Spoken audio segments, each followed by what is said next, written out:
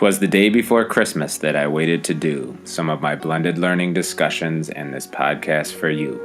So while the kids are off playing, I sit here fretting. They're frosting cookies while I am regretting not having done this task earlier so I could enjoy the holiday. Blended learning, you're great, but not on this day. All right, I'm not sure if I'm going to be able to do this whole podcast in poem form, so let's get to it. The blended classroom. To me, it means using online media, coupling it with standard teaching strategies in order to create an educational experience that allows students to develop at an appropriate pace. Used minimally, it can enhance instruction. Used fully, it can completely alter the look and feel of a classroom. Means that there's always an instructor involved to guide, but the instructor is not always delivering the information.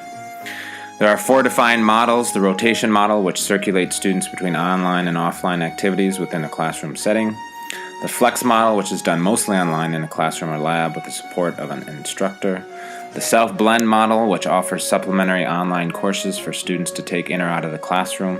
There are also brick and mortar classes that students are taking; the enriched virtual, where students split time between their school campus and learning remotely using online delivery of materials.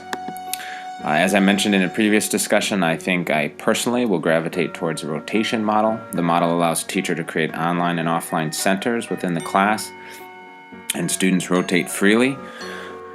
Of the examples that I viewed, I enjoyed Mr. Esparza's blended classroom. His whole class was designed for students to move at stations in 90-minute or 120-minute blocks.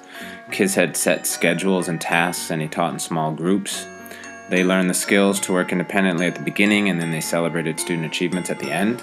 Though we taught 3rd grade and I teach middle school, I got a lot of ideas as to how I could split my students' time so that I could work with kids in small groups and provide more individualized instruction.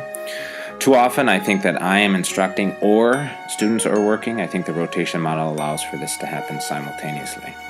Thanks for listening. I'm off to go gorge on some Christmas cookies. Have a good holiday break, everyone.